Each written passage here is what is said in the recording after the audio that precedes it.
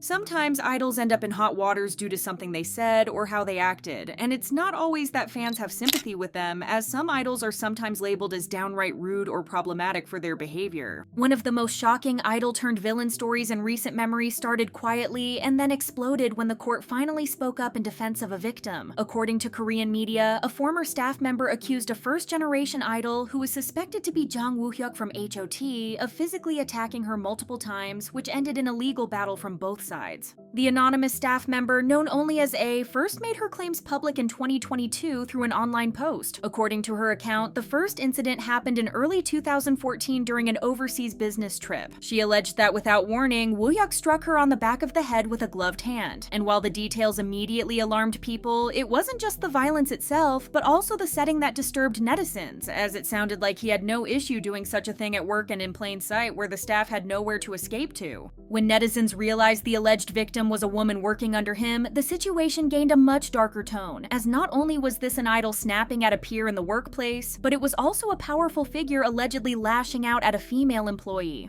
The second incident allegedly happened years later at a broadcasting station just before a 2020 performance. This time, she claimed he slapped her hand away while she was helping him attach his mic pack. Her statement made it clear that this was not a single accident or misunderstanding, but a pattern of hostility she endured for years. She wrote that she tolerated it out of fear and obligation, and that people around her even told her he was holding back because she was a woman. That line alone sent chills through readers as many started speculating what exactly Woohyuk was capable of. Make sure to subscribe to the channel for more insight into K-pop's biggest dramas, and don't forget to leave your opinion on the topic in the comments down below. Woohyuk did not stay silent on the issue, but instead of issuing an apology or opening an investigation, he sued her for defamation and insisted he was the real victim. He claimed that the incident at the broadcasting station had gone the opposite way, alleging she struck his hand when he asked for help with his mic wires. He claimed that the incident traumatized him and even caused stage fright and PTSD. To some fans, that statement felt very intentional to flip the narrative, making it look like less of a misunderstanding and more like an attempt to discredit her completely. But when the case went to court, the legal system did what netizens had failed to do for years, as it seemed to actually take the evidence into consideration and found Woohyuk's testimony to be unreliable. There were no medical records, no witnesses, and no documentation supporting his claim that he had been seriously injured or psychologically affected by the alleged incident. On the other hand, A provided a consistent and detailed account that matched the circumstances of her job and environment, and the court even ruled that if she had created the story for defamation, she would probably have exaggerated it and not given such plain scenarios. The ruling seriously deflated the image Woohyuk had attempted to preserve, and even fans who previously defended him started questioning why he chose to sue instead of reflect. The backlash was immediate and unforgiving. People were not just angry about his accused actions, but also disturbed by the attempt to reverse roles in a situation with such a clear power dynamic. Netizens even expressed horror that a female staff member could endure that kind of treatment with so little protection, and many comments even hinted that they could no longer support him, saying, "I can't say that I am a fan anymore. Please live properly."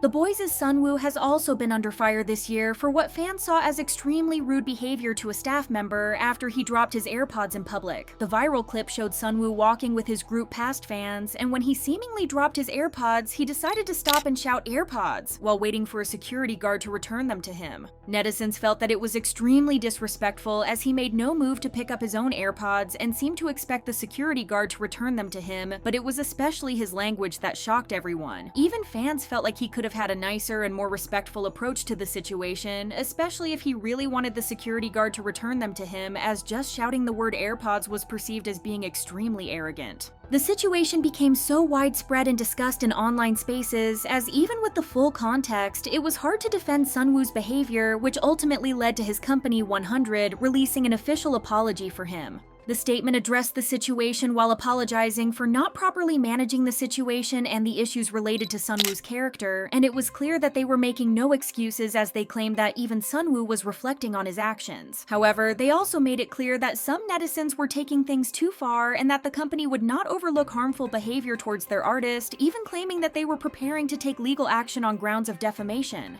Another moment that badly damaged the image of an idol is due to Korea's extreme respect culture, especially amongst idols, as one idol was accused of disrespecting his senior in plain sight. Backlash fell on Chenle of NCT DREAM after a short dance challenge video with Infinite's Dongwoo sparked outrage online. The clip itself was only a few seconds long, but the reaction that followed was anything but small, as fans accused him of showing very clear indifference to someone who, by industry standards, should have been treated with visible respect for even joining his video trend. While Dongwoo is cheerful and energetic in the video, smiling throughout the song challenge, Chenle seems to be stiff and expressionless through most of it. He does smile briefly at the end, but by that point, the damage was done in the eyes of many viewers. Korean fans in particular were quick to point out the seniority gap, as Infinite debuted in 2010 and NCT DREAM debuted 6 years later. In K-pop, that difference matters more than international fans sometimes realize, as seniors are not just co-workers but industry elders, and how you treat them is often seen as a reflection of your character. Comment sections were immediately filled with criticism, as many people argued that even if Chenle did not want to film the video, there were only two respectful options: decline politely or commit fully in order to still be respectful. Dragging through it, visibly bored and detached, was seen as the worst possible choice, and some fans even wrote that they felt embarrassed watching it or even secondhand uncomfortable. Others went further, accusing him of arrogance, saying his popularity did not excuse behavior that looked dismissive towards someone who paved the way for artists like him, with comments like, "His facial expression and the way he's dancing are honestly uncomfortable to watch and just hurting his own image."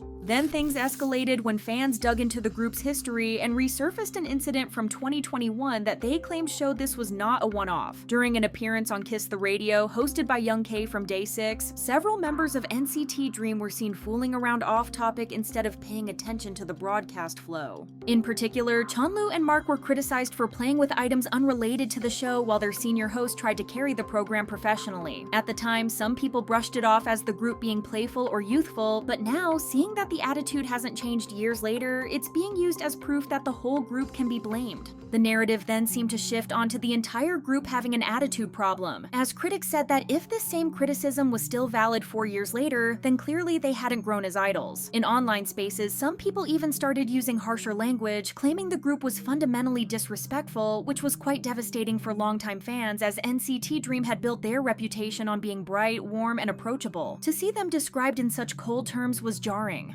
While some fans tried to defend Chenle by pointing out cultural differences, exhaustion, or simple awkwardness on camera, Korean fans were unmoved, as etiquette is drilled into trainees for years, and there is no such thing as an accident when it comes to disrespect. They also noted that Dongwoo never broke his smile in the video, which only made Chenle's stiff expression look worse by comparison. Another recent case when it comes to idols being labeled as rude for their personalities is Karina from aespa. Over the past year, she has become a target for criticism, not just because of one serious controversy, but because of how she acts in front of cameras. A wave of clips began circulating online, showing moments where Karina appeared to be too excited, flustered, or playful, and what surprised many people was not that the clips went viral, but how aggressively she was attacked for them. The videos people keep referencing are mostly harmless on their own. In one, Karina is seen reacting enthusiastically while dancing next to J-Hope from BTS, clearly nervous and excited, and in another, she becomes momentarily confused on stage while accepting an award and forgets where the microphone stand is. There is also a clip where she accidentally refers to her own group as aespa instead of aespa during a speech, then laughs it off. But while fans found those moments endearing and relatable, others felt like she was doing too much or forcing her personality to attract attention to her.